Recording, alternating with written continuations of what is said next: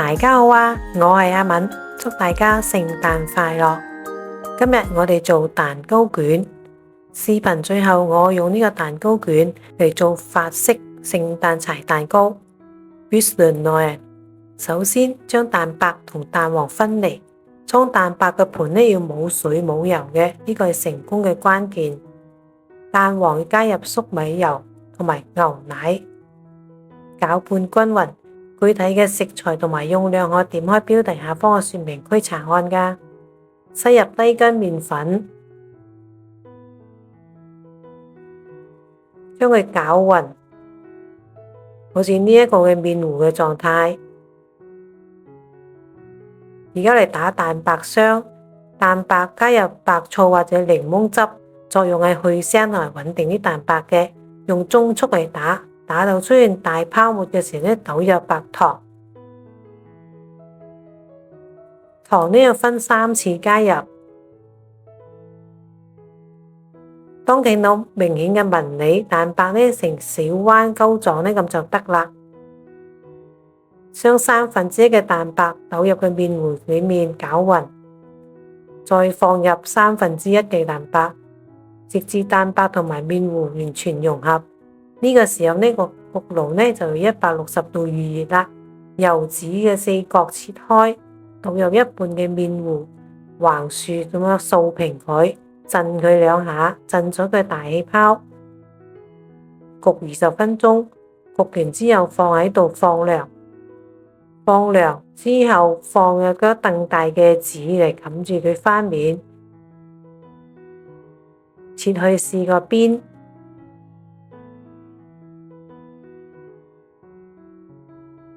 有一個重嘢頂住前面，趁住種蛋糕仲有啲餘溫將佢捲起身，咁好容易捲得起身啦。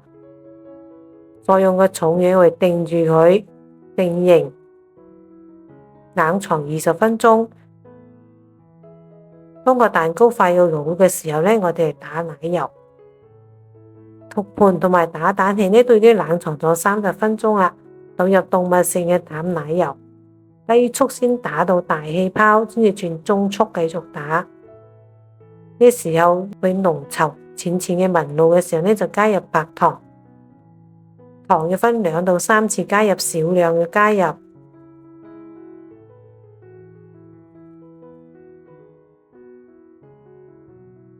如果打嘅過程覺得嗰啲奶油變軟嘅話，就放入去冷藏多10分鐘再打，打到咁樣有個尖尖咁就得啦。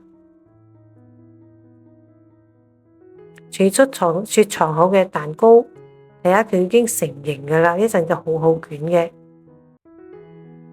搽上奶油，4個邊就搽淺啲，搽薄啲，加入啲藍莓。提起張油紙就可以輕鬆捲起身啦。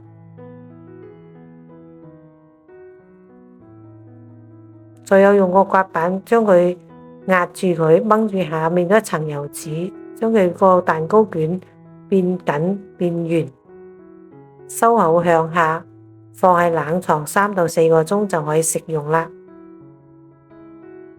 另一半嘅麵糊我哋加入少少嘅可可粉。將佢攪勻，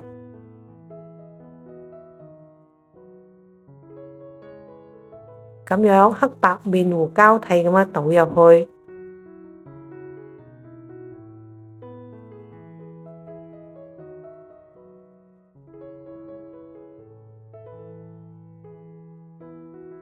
就將佢抹平，重複頭家先嘅動作，抹平震佢2下就放入去焗爐去焗啦。咁樣子一盤麵糊就可以做出2個好味嘅蛋糕卷。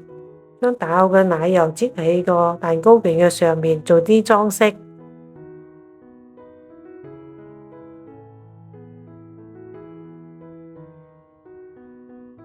切開嚟睇下，好靚嘅螺旋紋，切面係非常漂亮嘅螺旋紋。蛋糕體柔軟輕盈，夾住奶油順滑清爽，一啲都唔油膩。濕潤度啱啱好，非常適合下午茶，好容易令人哋食完一塊又一塊㗎。如果你鍾意我嘅影片，請點讚、訂閱、分享我頻道並撳埋個鐘仔啦！感謝觀看，我哋下次見，拜拜。